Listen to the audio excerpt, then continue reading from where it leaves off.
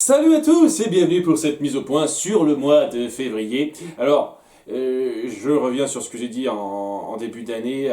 À partir de maintenant, ce coup-ci, ce sera vraiment tous les 2 mois que je ferai de nouvelles mises au point. Parce que j'ai pas non plus envie de m'étendre trop et j'ai envie de faire moins de vidéos régulièrement, quoi. Donc, c'est un cas particulier pour la vidéo sur le mois de janvier. En tout cas, il y a 2 films relativement chargés sur lesquels j'aimerais revenir, qui m'ont inspiré pas mal de choses. Le premier étant En Avant, un film qui a sa base, son noyau de fans très dur. Hein. Il y a quelqu'un qui a dit en commentaire, oui, je me souviens pas que grand monde ait dit que ce film était si génial que ça. Je veux dire, apparemment, ils se sont tous regroupés sur ma chaîne, hein, ceux qui trouvent que ce film est extraordinaire. Je sais pas trop parce que il y a beaucoup de gens pour dire t'es trop dur, je le trouvais extraordinaire, moi, c'était tellement beau et tout et tout. Ok. Allez, au bout du compte, c'est mon avis, votre avis, tout ça, c'est pas le problème, mais voilà, les quelques répliques qu'on m'a sorties, les arguments qu'on m'a sortis étaient un petit peu faciles pour contredire ce que j'avais à dire, et je tiens vraiment à rester sur mes positions à ce niveau-là, quoi. Je trouve que dans la mise en scène, c'est ultra grossier par moment. Et ça rend le film très moyen s'il n'y avait pas la fin. Je ne me suis pas étendu sur la scène du gouffre, mais punaise, je pourrais m'étendre pas mal de temps sur les conneries qu'il y a dedans.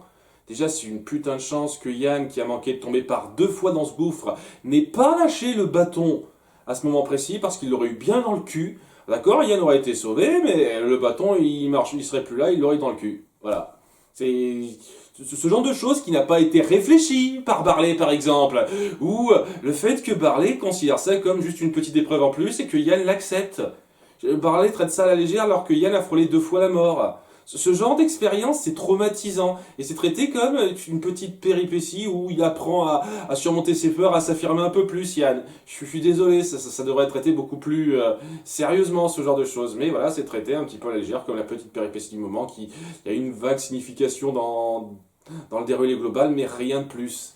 J'aurais pu me pencher là-dessus, par exemple. C'est juste pour dire ça, mais voilà, je vais pas m'étendre éternellement sur les problèmes de mise en scène que j'ai dans ce film, parce que c'est clairement le souci principal que j'ai avec cet univers, hein, ce film dans sa grande majorité, et je vais m'étendre un peu plus sur le second problème important que j'ai, c'est-à-dire la mise en place, l'univers instauré et sa logique très très bancale.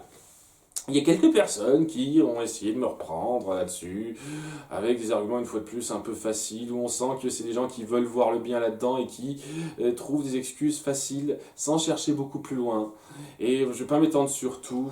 Hein. Il y a 3 trucs sur lesquels je vais m'étendre, un peu plus tard et 2 maintenant, c'est-à-dire le fait que les créatures volantes ne volent plus, et ben, pour les gens c'est normal puisqu'il y a des moyens de transport et c'est épuisant. Le truc, c'est que vous comprenez pas le principe, quoi. Vous vous faites avoir par la mise en scène ultra facile du film, qui fait croire que oui, étant donné qu'il y a une fée qui se pose devant l'avion, évidemment, elle se dira que c'est plus chiant de voler soi-même que de prendre l'avion, mais le truc, c'est que vous prenez pas en compte qu'un avion, c'est pratique pour faire des longues distances. Voler sur des courtes distances, c'est très pratique aussi. Et quand on veut aller d'un point A à un point B qui a genre quelques kilomètres, eh ben vous pouvez voler en ligne droite, c'est beaucoup plus rapide que de prendre la route et des voitures. Ou, je sais pas, passer une palissade. Vous êtes obligé de faire tout un tour autour de tas de bâtiments, alors que là, vous avez qu'à voler par-dessus la palissade. Je parle d'une grande palissade, un grand mur, un truc comme ça. Ce genre de truc, il y a énormément de situations où voler c'est ultra pratique. Et ça aide énormément. Ça ne devrait pas s'oublier comme ça. Je suis désolé. Il n'y en a absolument aucun sens que les créatures volantes oublient de voler tellement ce genre de choses est pratique. Je trouve ça complètement débile. Je suis désolé. Votre argument, il est tellement bancal, il n'est pas réfléchi plus que ça comme le situer. Il y a quelqu'un qui a essayé de défendre, aussi, donc le deuxième argument sur lequel je reviens, le principe du sort du père de Yann et Barley. Hein, ils n'ont pas défendu les autres principes, comme quoi, oui, le fait de pouvoir faire grossir des objets, augmenter la vitesse des trucs, tout ça, ça pourrait être pratique dans la vie de tous les jours et c'est bizarre qu'on ait oublié ça. Et quelqu'un qui dit ah oui mais c'est épuisant. Le truc avec ça c'est que c'est épuisant pour une partie des gens. Je ne dis pas que tout le monde devrait utiliser la magie. D'ailleurs c'était déjà pas le cas à l'époque. Tout le monde n'utilisait pas la magie à l'époque. Mais il y avait certaines personnes qui avaient plus de facilité. Et ces gens-là qui avaient plus de facilité, pourquoi elles arrêteraient d'utiliser la magie? Si c'est si pratique que ça, si ça supplante la technologie qu'on met en place sur pas mal de points. Déjà, c'est complètement con, ça ne peut pas marcher comme ça, ce n'est pas logique. Je parle vraiment d'une catégorie de gens particuliers qui ont ces facilités-là, comme Yann par exemple. Voilà, et je pense pas que ce soit l'élu ou quoi que ce soit, et qu'il y a des tonnes d'autres gens qui ont ces capacités inhérentes qui leur permettraient de faire de la magie avec une certaine facilité. Ces gens-là, je vois pas pourquoi ils arrêteraient d'utiliser la magie. Déjà. Et aussi, donc, le sort du père de Yann et Barley, eh ben, il y en a qui m'ont dit que c'est lui qui l'avait inventé, donc c'est normal qu'on pense pas l'utiliser. Alors, juste un truc, c'est pas dit précisément, en tout cas dans la VF, peut-être que la VO le dit plus précisément, il dit qu'il a écrit ce sort. C'est pas possible qu'il l'ait trouvé et qu'il l'ait retranscrit, déjà. Mais bon, c'est complètement ouvert à interprétation. Et je préfère encore mon interprétation parce que votre interprétation comme quoi c'est le père qui l'a inventé, ce sort, ça ouvre encore plus de possibilités. C'est-à-dire que n'importe quel Pékin, en s'intéressant un peu à la magie et en réfléchissant un petit peu, peut trouver un sort qui peut faire des monstres, des merveilles, quoi. Ressusciter un mort pendant un jour, on peut trouver ça en réfléchissant pendant une année, quoi. Alors, qu'est-ce qui empêcherait à quelqu'un d'un peu érudit de se dire tiens, ouais, si la magie peut faire des trucs aussi forts, si on réfléchit un petit peu, si on met en place un sort, pourquoi moi, j'essaierais pas de créer un sort qui ferait des trucs énormes, genre créer de l'or ou je sais pas trop quoi. Et énormément de gens pourraient faire ça. Ça rajoute de l'eau à mon moulin, comme quoi, ça n'a aucun putain de sens que la magie n'existe plus. Aucun putain de sens. Donc, voilà, c'est juste pour dire. Je suis désolé, mais la prémisse de ce film n'est pas logique lorsqu'on s'y penche. Vous voulez juste voir ce qui vous arrange. Je suis désolé. Vous ne me ferez pas une seconde croire que ça peut avoir une cohérence particulière. En tout cas, pas de la façon dont c'est montré. Pas une seule seconde. Autrement dit, voilà, si vous trouvez que c'est anodin et que vous arrivez à être pris dans le truc et que c'est pas grave pour vous, tant mieux. Hein. Ce que je veux dire, c'est que cherchez pas des excuses à la con que vous avez réfléchi pendant 10 secondes seulement. Parce que moi, en réfléchissant 10 secondes de plus, j'ai le contre-argument. Facilement. Voilà, ça c'est dit. Sinon, rapidement, oui, ce film, j'aime bien pour la fin, surtout, que voulez-vous. Et je pense que l'attache qu'ont certaines personnes par rapport au début, ça vient un peu du principe d'identification. On s'identifie à la situation des personnages et on a une attache particulière qui se crée. Je peux le comprendre vraiment. Je trouve pas que ça suffit à en faire un film génialissime, un chef-d'œuvre comme certains le disent, mais bon, c'est le truc avec Pixar, dès lors qu'ils sortent un film qui auprès de certains gens est réussi à un certain degré, c'est de suite un chef-d'œuvre, malheureusement. Mais je peux comprendre qu'on ait une attache particulière parce qu'il y a de l'identification qui se crée là-dessus. Vraiment. Je pourrais citer deux exemples Disney, donc un récent avec Yann, deux en avant, et un que vous connaissez tous depuis quelques temps avec Jim Hawkins de La Planète au Trésor. Parce que si on se penche un petit peu sur les deux personnages, eh ben, sur le papier, je suis quand même beaucoup plus proche de Yann que de Jim. Largement, hein, je veux dire, comme Yann, je suis le frère cadet d'une famille de 2 enfants. J'ai un grand frère, donc c'est comme ça que j'ai grandi, avec un grand frère. Comme Yann, mon père n'est pas mort, mais il est parti quand j'étais tout jeune, j'avais à peine 2 ans, donc je me souviens pas du tout de sa présence. Quand j'étais enfant, mais bon, je le vois quand même régulièrement, donc c'est pas tout à fait la même chose, mais voilà, j'ai pas vraiment grandi beaucoup avec mon père, comme Yann. Comme Yann, ma mère s'est remise avec quelqu'un d'autre. Comme Yann, il y avait vraiment une différence de considération entre moi et mon frère. Comme Yann, j'étais assez maladroit en termes de relations à l'école, de relations amicales. Socialement, j'étais pas super en phase, quoi. Comme Yann, beaucoup de choses en fait. Je devrais donc totalement m'identifier à ce gamin. Et pourtant, Pas plus que ça.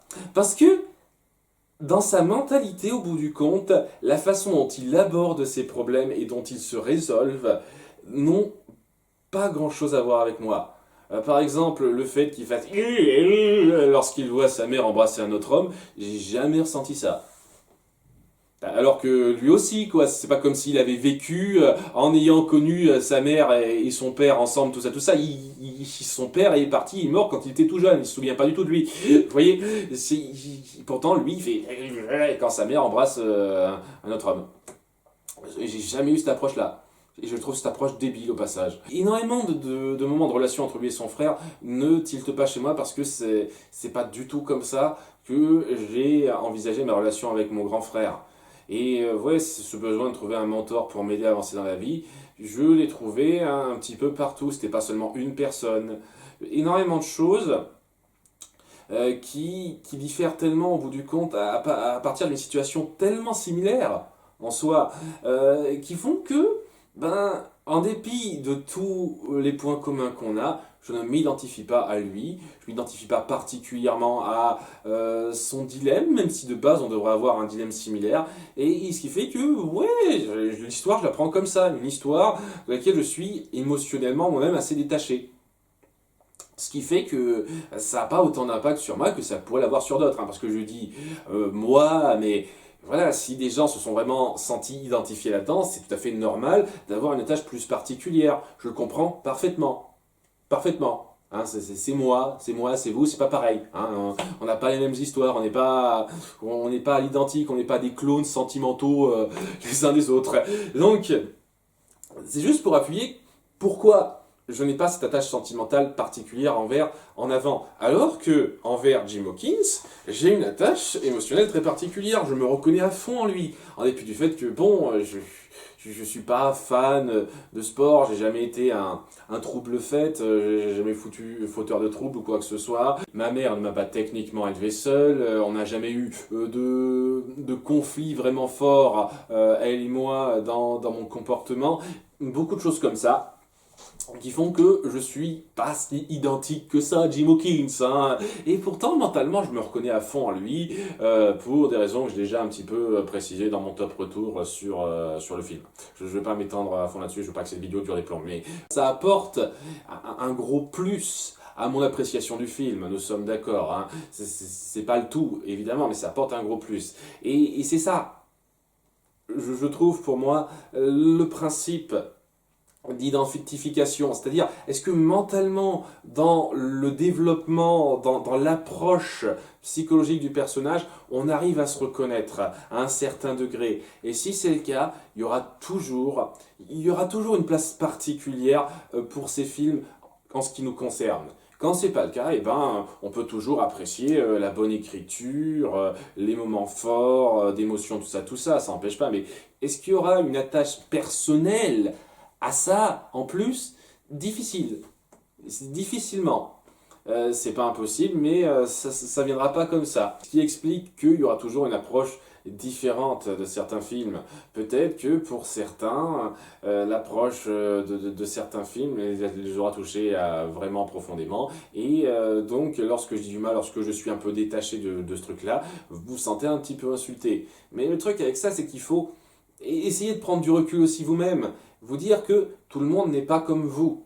Tout le monde n'aura pas cette attache particulière, et c'est pas parce qu'on n'a pas cette attache particulière que vous avez tort de la voir, et que les autres personnages ont tort de ne pas la voir. C'est juste, il faut reconnaître qu'il y a toujours une différence d'interprétation, de sensibilité chez les gens. Quoi qu'il arrive. Ça ne vous donne pas le droit de trouver des excuses à tout et n'importe quoi pour essayer de justifier que c'est un film irréprochable, mais ça vous donne parfaitement le droit de l'adorer et d'appuyer pourquoi, pour vous, c'est un film très réussi. Voilà, et c'est pareil pour moi, hein, ça ne donne pas le droit, mon attache envers Jim Hawkins, de dire que c'est un film irréprochable, que si on l'aime pas plus que ça, on est un crétin qui comprend rien. Évidemment, ça ne me donne pas le droit de dire ça, hein, dans l'autre sens aussi, hein. Mais ça me donne une tâche particulière avec ce film. Et quand un film réussit à faire ça, je pense que la plupart des films, un tant soit peu travaillés, arrivent à faire ça au moins avec un certain public. Ils ont une valeur particulière, quoi qu'il arrive, parce qu'ils auront su toucher des gens personnellement.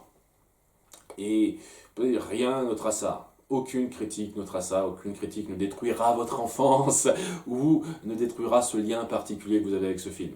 Vraiment pas. Et dans un thème un petit peu similaire, on a eu donc en HS récemment Azur et Asmar, le thème de la bromance. C'était pratique, hein. Au passage, le t-shirt que j'avais pas prévu que c'était en thème, en lien avec le thème. Et je me suis rendu compte au moment du tournage, ah bah oui, en fait, le t-shirt il colle super. Et étant donné que je vais traiter Azur et Asmar comme l'a demandé Michael, je me dis, ah mais c'est super, ça tombe nickel. Le thème se suit, c'est super hasard qui a bien fait les choses. Et alors je sens que je vais pas faire plaisir à certains en disant ça. Pour moi, il est très similaire en termes de qualité, en termes d'approche, en termes de réussite que le retour de Jafar. Voilà, dans le sens où le retour de Jafar a une excellente base, bon développement quand on les regarde de temps en temps entre les personnages, mais c'est pas super beau à voir, et la mise en scène est grossière à de nombreux moments, quoi. C'est le même principe. J'aime beaucoup l'idée. Il y a une approche culturelle intéressante, mais mise en scène, visuelle, vraiment grossier à plusieurs moments, vraiment à de nombreux moments pour moi. Donc ça empêche ce film d'être génial. Alors que oui, en corrigeant ça, en ayant une animation beaucoup plus satisfaisante que ça, et en ayant une mise en scène vraiment travaillée, qui ne repose pas sur l'aspect conte de fées, je vais passer un petit peu de temps là-dessus, je sens, ça aurait pu être un film génial. Mais le propos et l'approche culturelle ne suffisent pas. Hein, et le fait que ce soit poétique, qui a l'air d'être l'argument massu auquel on peut rien redire, semble-t-il. Hein, c'est pareil avec le roi et l'oiseau. C'est poétique, donc on peut rien redire dessus, c'est tellement beau. Ce genre d'argument, mais ça me passe par-dessus la tête.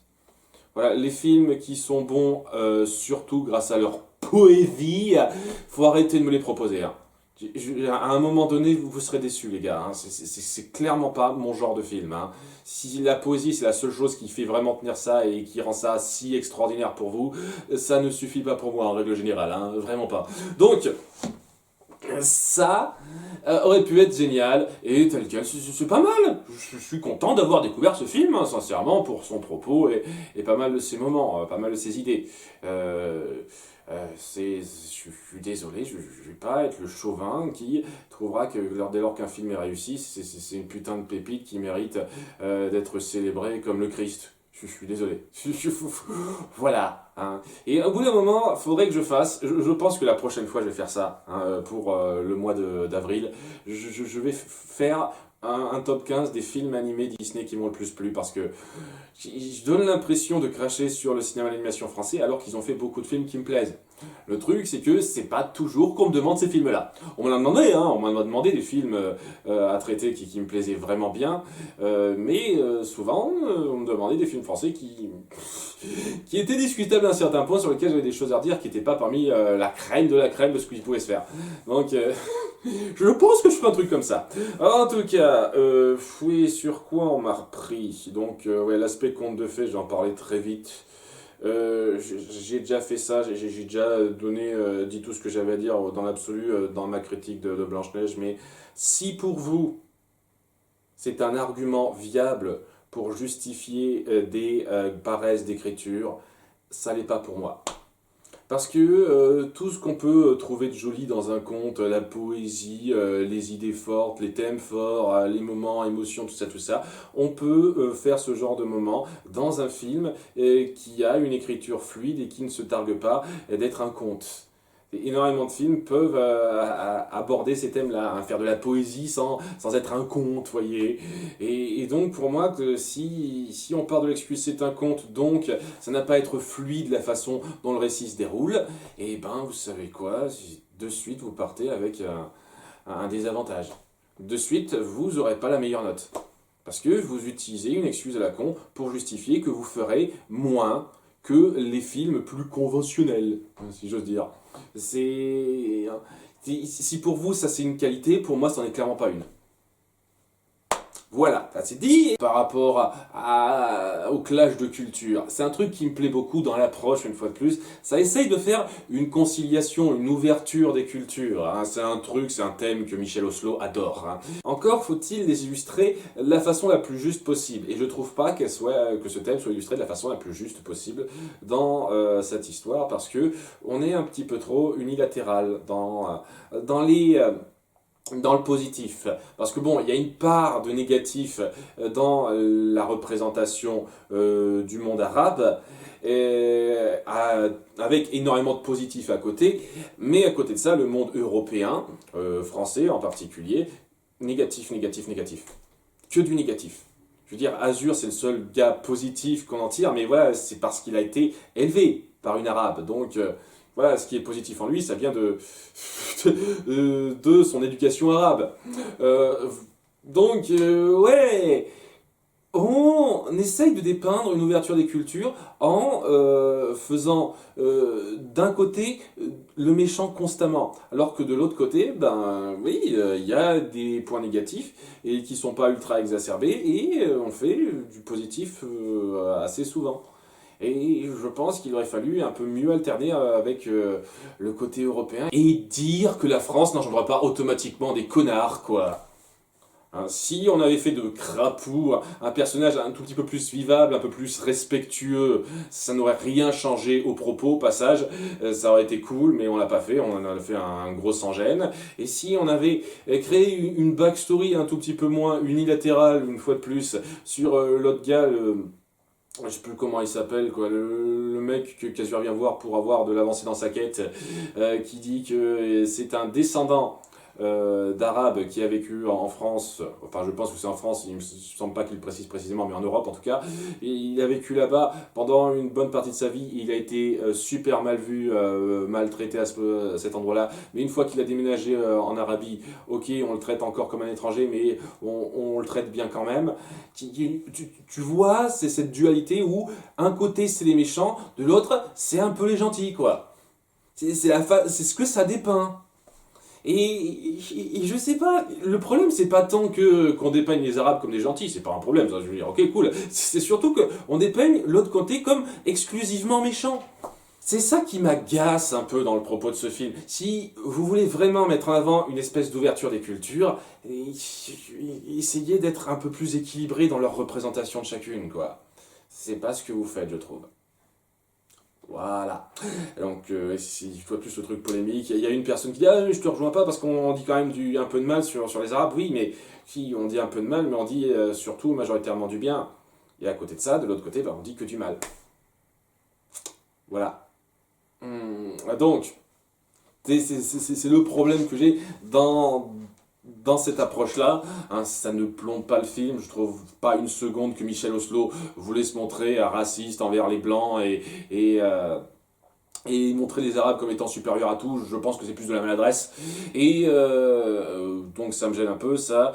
Et sinon, j'ai pas énormément de choses à dire. Je m'attendais à avoir encore une pire réception. Je suis content de voir que les gens l'ont pris aussi bien, même si pour beaucoup c'est un peu leur enfance. Il y a quelqu'un qui a dit « Oh, j'ai peur qu'ils détruisent mon enfance !»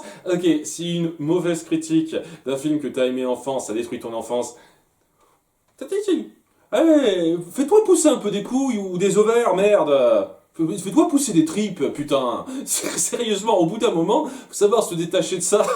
Je veux dire, moi aussi, Doug Walker a traité des films que j'ai beaucoup aimés enfant, et il les a défoncés, je l'adore toujours autant le gars, et ces films représentent toujours un grand morceau de mon enfance, quoi. Faut savoir se détacher des critiques et de ses goûts, quoi. Même si j'avais totalement chié sur ce film, ce que je n'ai pas fait, hein, on est d'accord, hein, j'étais quand même gentil sur plusieurs points, hein, j'ai pas dit que c'était de la merde, loin de là.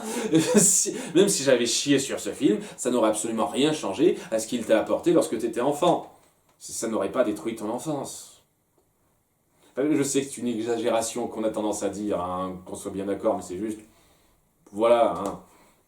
Essayez de prendre du recul, même quand quelqu'un fait une critique acerbe de quelque chose que vous aimez, ça n'ôte rien à ce qui vous a fait ressentir. Voilà. Sinon, il y a quelqu'un qui m'a rappelé sur un détail intéressant, qu'il aurait été judicieux d'appuyer un tout petit peu dans le film, même si je reconnais que c'était un bon argument, sur le fait que, si ça se trouve, dès lors qu'on utilise les clés, elles sont automatiquement ramenées au petit temple, au petit mausolée, je sais plus comment on appelle ces trucs-là, les petits temples qui les contiennent, ce qui fait que ça justifie pourquoi il y a d'autres personnes qui ont déjà passé les portes avant. Et c'est vrai. Totalement raison, c'est une très bonne explication. J'aurais pas été contre que le film appuie un petit peu ça, parce que dans l'idée, ça donne un petit peu cette impression que, ouais, il y a que des clés une seule fois et qu'on les utilise, et puis voilà. Mais votre explication tient totalement la route, et c'est pas une seule seconde de l'équation, donc, ouais, ça justifie un peu ça. Je vais pas considérer ça comme un gros problème. Et au passage, oui, c'est pas non plus un problème excessivement grave pour moi, ce détail-là. Hein. C'est pas ça qui a baissé grandement la note. Hein. Je tiens à le préciser quand même. Hein. Mais voilà, c'était cool cette précision-là. J'avoue que c'était bête de ma part de pas y avoir pensé, parce que c'était pas non plus très complexe à envisager.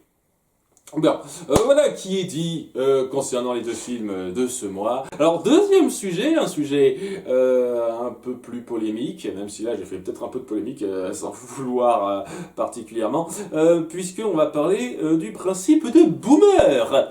Alors, les boomers, je vais pas faire tout un laïus là-dessus, ce sont l'ancienne génération avant moi et avant celle d'avant moi. Moi, je suis de la génération Y, il y a la génération X et la génération Boomer, donc hein, je ne vais pas me pencher là-dessus. Et le truc autour de ça, c'est que je regrette un petit peu une blague que j'ai fait dans un Total Splash, où j'ai balancé l'argument « Ok, Boomer ». Parce que pour moi, c'était, à l'époque, au moment où j'ai tourné ça, quelque chose un peu blague en fait, qui s'adressait vraiment à certaines personnes, certaines catégories de vieux, mais qui sont du genre la jeunesse ne respecte plus rien de mon temps, tout est meilleur. Ce genre-là, oui, hein, va te faire voir. C'est même pas la peine de débattre avec toi. Ça, le hockey boomer pour ça passait nickel. Mais je me suis rendu compte que plus ça allait, plus on utilisait cet argument pour tout et n'importe quoi dès lors que quelqu'un d'une génération un peu plus ancienne essayait d'avoir un argument. Essayer de dire si ça, dire ok boomer, on veut pas t'entendre, t'es un vieux quoi. Et au bout du compte, je me suis rendu compte que il finissait par se former cette espèce de mépris des anciennes générations par rapport à ce terme. Ce qui fait que plus ça va, plus j'ai du mal à l'accepter en soi, quoi. C'est un peu comme le principe de Marissou sur l'idée, c'est pas mauvais, mais c'est utilisé à tort et à travers, et ça perd son sens, et ça devient juste péjoratif pour tout et n'importe quoi. Et c'est un peu l'impression que j'ai depuis quelques temps avec Boomer, et pour ça, je vais revenir sur deux vidéos de l'ermite moderne. Je l'ai pas encore défoncé celui-là, donc allez, l'ermite moderne. Bon, rapidement, on m'a déjà posé la question à quelques reprises, mais j'aime bien l'ermite moderne. Ça dépend des sujets qu'il traite, mais j'aime bien son rythme, son peps, je suis pas mal de ses vidéos, et des fois il traite des sujets dont j'en ai rien à foutre, donc j'en ai rien à foutre de la vidéo, mais quand il traite de sujets qui m'intéressent, il peut être très marrant, très, très fun. J'aime bien. Ouais, j'aime bien sa vidéo. Hein. Je précise pour la énième fois que, en général, lorsque je m'attaque à des vidéos de youtubeurs, c'est parce que ces youtubeurs m'intéressent à la base. Je ne veux pas m'attaquer à des vidéos de gens dont j'en ai absolument rien à foutre. Voilà, parce que je ne suis pas leur vidéo et donc je m'en bats les couilles totalement. Bref. Il a fait récemment, il y a quelques temps, deux vidéos autour du thème boomer. La première, c'était l'humour des boomers, pourquoi ça existe, et un peu récemment, il a critiqué le spectacle de Norman. Alors, je ne trouve pas une seule seconde que ces deux vidéos soient mauvaises. Je trouve juste qu'elles sont très unilatérales et qu'elles tendent un peu trop à appuyer cette tendance à dire que dès lors qu'on est vieux et qu'on a quelque chose à dire, on est un con. Et ça me gêne. Ça me gêne parce que là, l'humour des boomers, il a dépeint énormément d'humour de ces vieux qui essayent d'être subversifs envers la jeunesse, qui fait rien, tout ça. Et une très grande majorité du temps, je suis totalement d'accord avec ce qu'il dénonce dans cette vidéo. Hein. Totalement. Oui, là on a vraiment affaire à des vieux cons qui considèrent que les jeunes ne savent plus ce que c'est qu'un livre. Ah, ils sont vraiment irrespectueux envers la vieillesse. De mon temps, c'était quand même beaucoup plus dur, alors qu'eux ils comprennent rien, leur vie est trop jolie, tout ça, tout ça. C'est de la merde, hein. Ce sont des vieux cons qui méritent qu'on leur tape les doigts, c'est sûr cela. Mais il y a certains moments d'humour qui sont un peu inoffensifs, qui si on les prend un peu au second degré ne sont pas si affreux que ça.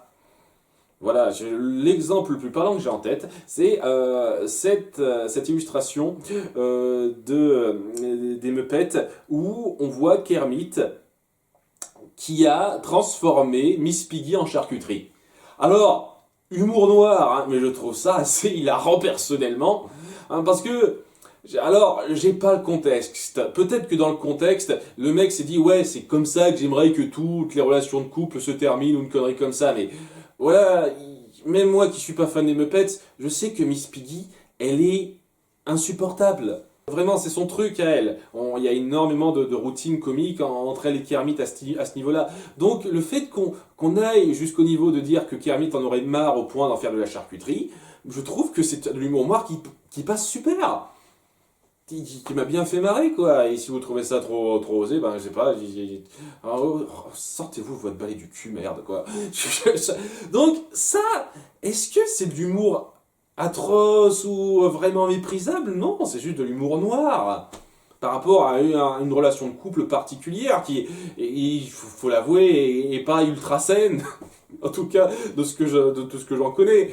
Donc, à nouveau, s'il avait précisé le contexte autour de ça et que le mec avait dit oui, mais c'est comme ça que toutes les relations de couple se ressentent, à ce moment-là, oui, totalement. Là, c'est un vieux con qui considère que toutes les femmes sont des chieuses, mais c'est pas l'impression que donne cette illustration en soi.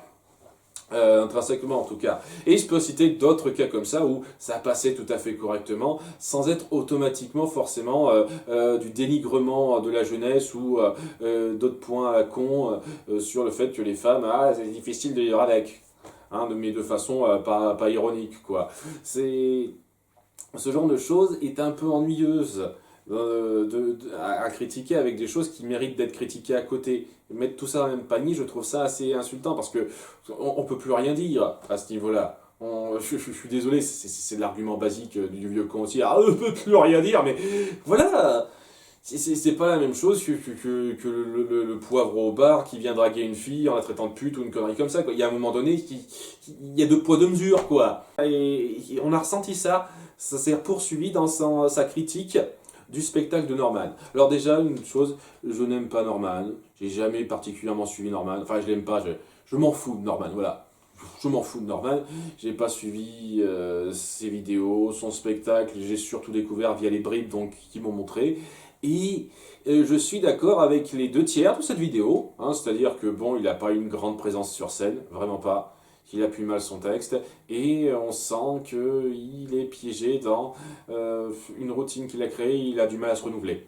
Donc voilà, l'argument numéro 1 et l'argument numéro 3 de sa vidéo, 100% d'accord, je n'ai rien à redire là-dessus. C'est l'argument central, hein, l'argument numéro 2, sur le fait que ce soit juste un gros boomer qui me gêne pas mal parce que à part quelques trucs très maladroits, notamment la fameuse blague un peu raciste, maladroite, hein, je pense vraiment que c'est maladroit ça, sur James Bond femme noire, sachant que c'est pas le cas, mais une fois de plus, il a mal vu le truc. Je trouve à ce compte-là que lorsque MJ a taclé ça, il en a dit suffisamment sans tacler totalement le gars pour ça.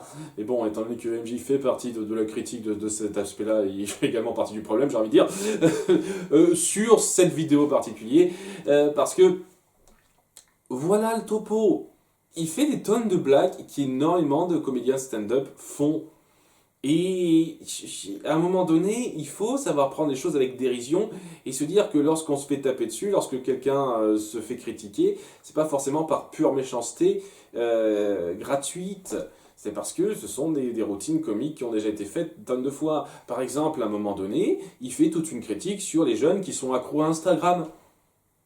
Voilà, et cette critique-là, ça m'a fait un peu sourire au passage dans le spectacle de Norman, c'était pas sensationnel, mais ça m'a fait sourire dans le ton, quoi. Et il y a l'ermite moderne qui considère ça comme « Ah, légère, nouveau truc, c'est insupportable !» Bah non, quoi. C'est quelqu'un qui est un peu au courant de la technologie et il se moque un petit peu du fait que Instagram, c'est un petit peu une drogue pour certaines personnes de nos jours. Et je pense que c'est vrai. Il force le trait, évidemment, mais c'est vrai. À quel putain de moment c'est censé être le vieux qui dénigre tous les jeunes lorsqu'il fait une critique des jeunes? Merde. On peut plus rien critiquer chez les jeunes, sinon on est un boomer. C'est ça. On ne peut plus être critiqué du tout. On est des putains de flocons de neige. C'est ça les jeunes maintenant. Je ne comprends pas. Je ne comprends pas cette critique que tu fais quand c'est l'exemple numéro un que tu fais pour appuyer le fait que c'est un boomer qui dit que la nouvelle génération, elle est... une critique sur le fait qu'on est accro à Instagram. C'est ça le problème principal de cet humour-là pour toi. Pareil, son humour sur lui et sa compagne, c'est quelque chose que j'ai vu des tonnes de fois. Et je suis désolé, mais à un moment donné, il faut arrêter de faire les culs serrés, de se dire ah, dès lors qu'on critique une femme, c'est forcément sexiste. Parce que il a des tonnes d'interactions que j'ai vues dans 50 000 spectacles autour du concept très basique qui existe depuis des lustres que les hommes viennent de Mars, les femmes viennent de Vénus. C'est difficile de vraiment s'entendre totalement. Et n'en déplaise à ceux qui voudraient que les femmes soient considérées exactement à l'égal des hommes, en termes social, il y a toujours cette différence qui se ressent. Elle est toujours présente. Les femmes, globalement, pas toutes, mais globalement, ont des comportements en société qui diffèrent un peu de ceux des hommes, ce qui fait qu'il y a toujours une petite difficulté à se comprendre totalement de la part de certains hommes, de la globalité des hommes par rapport à la globalité des femmes. C'est pas parce qu'on a une difficulté à se comprendre qu'on se rend dans les pattes et que on peut pas se supporter. Mais voilà, il y a ça. C'est ce que ça veut appuyer. Lorsqu'il a quelques moments où sa femme l'embête un petit peu pour des trucs sur lesquels il a du mal à rentrer dedans. Il y a même sa blague qui m'a fait un tout petit peu rire de tous les extraits qu'il m'a montré là-dedans, lorsque sa femme lui reproche d'être la cause de sa grossesse parce qu'elle est un petit peu hystérique en pleine grossesse. Il dit c'est toi qui m'as fait ça. Il dit moi je voulais pas. Quand il fait ça, il se moque un petit peu de l'hystérie de sa femme, mais aussi de lui-même, de voir que c'est un peu une merde. Moi, je voulais pas, mais je suis un peu une merde quand même, quoi. Il y a une moquerie des deux parties quand il fait ça. Alors, je suis désolé, si pour vous c'est de l'humour de boomer, connard, trou-duc, et qui considère les femmes comme inférieures, c'est difficile de vivre avec, putain, mais allez vous faire voir, quoi. Allez vous faire voir. Et à ce moment-là, j'espère que vous êtes contre aussi ce genre de pratique de l'autre sens, parce qu'il y a énormément de femmes humoristes qui font la même chose pour les mecs, qui disent que c'est difficile de vivre avec eux parce qu'ils sont un peu crades, ils sont un peu feignants, tout ça, tout ça. C'est une routine comique qui existe depuis la nuit des temps. Je suis désolé de dire ça, mais si vous devez être outré par ce genre de choses... Je te dis, tant pis pour votre second degré. Je sais pas quand vous l'avez perdu, mais apparemment, j'espère que vous le retrouverez à un moment donné. Voilà, j'espère. Bon, c'est juste pour dire que, avec ce genre de détails dans ces vidéos, c'est que ça représente pas toutes les vidéos, je le précise une fois de plus, il appuie cette tendance à créer un camp contre un autre, en fait. Les vieux... la génération ancienne, ceux qui représentent les anciens modes de pensée avec ceux qui pensent maintenant. Donc tout de suite, ça peut pas être concilié dès lors qu'on fait un peu de critique, dès lors qu'on fait un humour qui n'est pas dans la tendance bien pensante de certaines catégories de gens maintenant, et ben on est tout de suite des boomers qui prennent ça de haut. Alors que non. Alors que non, je ne pense pas une seule seconde que Norman voulait prendre de haut les femmes, voulait prendre de haut la nouvelle génération avec ce qu'il a dit. Il a juste fait des critiques où il descendait un petit peu tout le monde, comme énormément de gens le font sur scène, et c'est pas toujours par méchanceté qu'on fait ça. Et une fois de plus, j'en ai rien à foutre de Norman. Je défends pas ses talents d'humoriste, d'écrivain, de comédien, tout ça. Je trouve pas qu'il en ait beaucoup. J'ai jamais trouvé qu'il était si drôle que ça, vraiment. J'ai jamais suivi sa chaîne, le peu que j'ai vu, ça m'a... Voilà, qu'est-ce que vous voulez que je vous dise. Donc, j'en ai rien à foutre de Norman. Mais le fait de vouloir à ce point appuyer un sale camp contre un gentil camp, ça me saoule.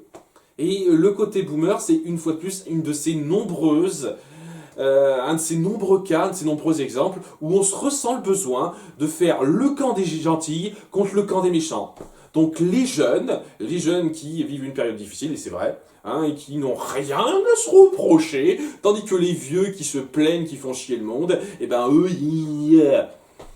voilà, on veut mettre en avant ça avec cet argument du boomer au bout du compte. Hein. Et Tatiana Ventose a fait une vidéo là-dessus que j'ai trouvé assez pertinente, un peu rapide et qui passait très bien. Donc, je pense que je vais la mettre en recommandé, celle-là, pour bien appuyer ce que je ressens à cet égard. Voilà. Ça, les vidéos de l'ermite moderne sur ces points-là, donc une fois de plus, pas toutes les vidéos, me gênent et ça appuie cette tendance à créer des camps. Hein, parce que voilà, il y a les vieux contre les jeunes, maintenant il y a les blancs contre les non-blancs, les femmes contre les hommes, les homos contre les hétéros, les trans contre les cis, etc. J'en ai ras le cul de cette ambiance de merde sur les réseaux sociaux où il y a toujours ce besoin de diviser les gens en camps. Hein, où il y a toujours le connard et la pauvre victime. Alors que c'est plus complexe que ça. Et sérieusement, à l'ère à laquelle on vit, le problème, ça vient pas des homosexuels contre les hétéros, tout ça. Hein. Le problème, ça vient de la plupart des gens qui sont en situation précaire. Et là, il n'y a pas de couleur de peau qui prédomine. Hein. Il y a des blancs comme des noirs, comme des homos qui souffrent de ça. À cause des décisions pourries du gouvernement qu'on a eues et de la grosse crise financière qui survient et qui a été énormément exacerbée par le Covid-19. Ça, c'est quelque chose de super grave qui n'a absolument aucun rapport avec les différences de couleur de peau, les différences de génération, les différences de sexe. Et ça me gonfle particulièrement qu'on appuie à chaque putain de fois cette différence, comme si c'était ça les conflits importants à mettre en place. Boomer, ce n'est qu'un exemple parmi tant d'autres, et c'est pour ça que je déteste les gens qui appuient ça. Vraiment. Et c'est pour ça que je regrette un petit peu d'avoir fait ma blague sur OK Boomer et d'avoir contribué à ça. Même si c'était vraiment pas par méchanceté, c'était vraiment parce que c'était pour me moquer de ce stéréotype de vieux qui trouvent que les jeunes de maintenant, mais c'est tout, quoi. Donc c'est quelque chose qui m'a pas mal interpellé et c'est vraiment pas pour gueuler sur l'ermite moderne. Hein. Une fois de plus, c'est deux vidéos et c'est même deux parties de vidéos, hein, même pas les vidéos entières, qui m'ont gêné sur cet égard-là et qui ont contribué à exacerber ce climat que je ressens en fait autour de cet argument-là, que je tenais un tout petit peu appuyé. Voilà. Maintenant que c'est dit, j'espère que cette vidéo vous aura plu. Je vous donne rendez-vous donc pour ce mois-ci, pour la critique du jeu vidéo Aladdin. Et un film qui, je pense, devra vous plaire en HS. Je n'en dis pas plus. À bientôt pour les vidéos de ce mois. Bye!